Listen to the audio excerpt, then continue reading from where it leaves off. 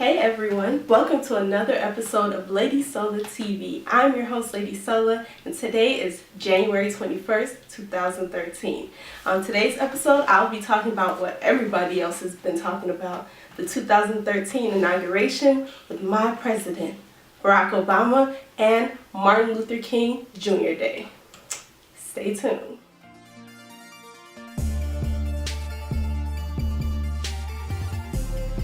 I have some interesting facts on the late Dr. King. His name was originally Michael. He was born Michael Luther King, but when he was about 5 years old, his dad decided to change his name to Martin, as well as his own name. Another interesting fact on Martin Luther King is the fact that he skipped 9th and 12th grade in high school. He didn't even graduate. He went straight to Morehouse College, and then he went on to Boston University where he got his PhD in systematic theology.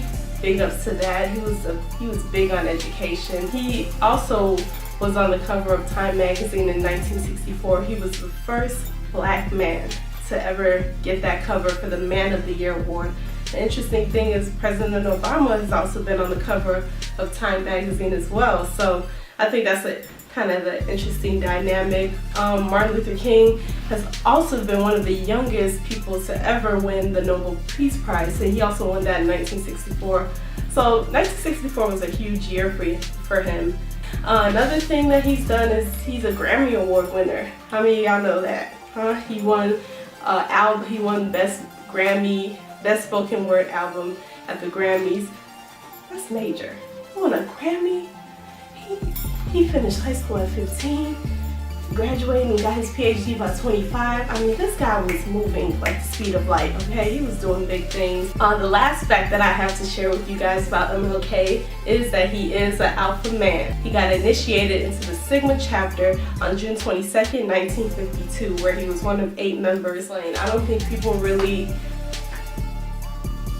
understood him sometimes. I think he was misunderstood when it came to his approach to things regarding civil rights, regarding human rights, regarding rights for African Americans. I think a lot of people just didn't understand it because things were so harsh, things were so real back then. I'm just proud to say that I live in a generation where we know who Martin Luther King is, where he's still recognized, where he's still appreciated, where he's still valued. He's just an amazing individual. Anybody that has to say otherwise, go sit down somewhere, because you hate.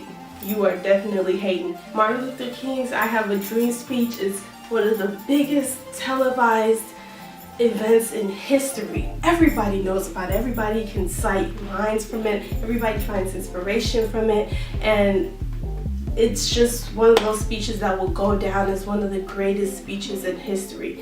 Thank you, Martin Luther King, for all of your tireless work that you've done for this country. Now I want to get into some clips that I put together for this remarkable man. Check it out.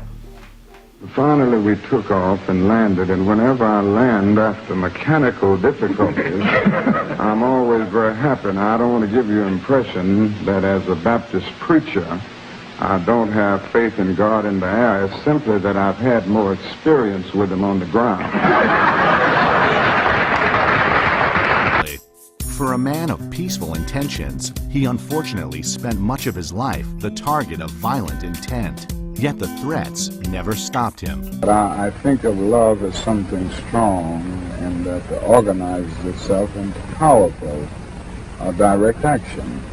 If there is violence, that it must not come from Negro people, that we must go back with a deep sense of love and dedication to the principle of nonviolence. I Have a Dream speech was great, and what else was great was the inauguration for President Obama. 500,000 people that turned out. It was a great event. President Obama was sworn in this morning. Let's go to a clip. Will, to the best of my ability, preserve, protect, and defend preserve, protect, and defend the Constitution of the United States. the Constitution of the United States. So help you God. So help me God. Congratulations, Mr. President. Thank you, Mr. Chief Justice. Thank you so much. So after being sworn in, President Obama gave a riveting speech. You know he's good at speeches, where he touched on topics concerning gun control, gay rights, the economy, and immigration. Check this clip out. My fellow Americans, we are made for this moment, and we will seize it so long as we seize it together.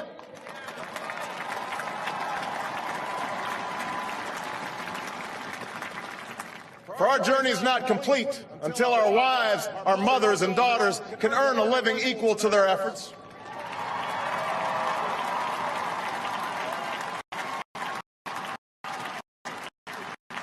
Our journey is not complete until our gay brothers and sisters are treated like anyone else under the law. For if we are truly created equal, then surely the love we commit to one another must be equal as well.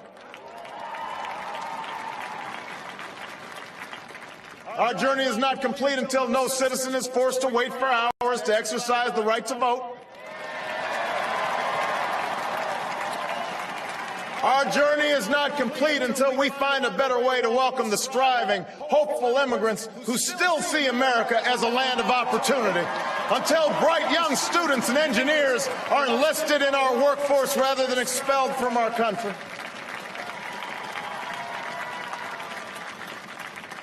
So I think it was cute when President Obama said to address the many questions, yes, I love Michelle's bangs.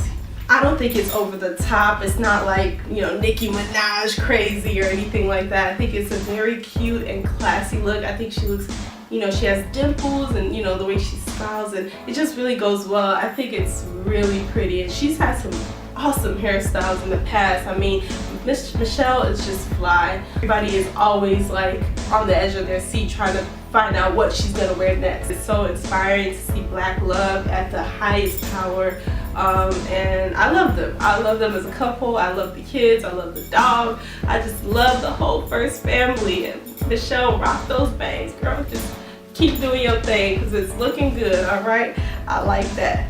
I like that in you. Queen Bee, Beyonce knows, definitely did a fantastic job singing the Star Spangled Banner. Check it out.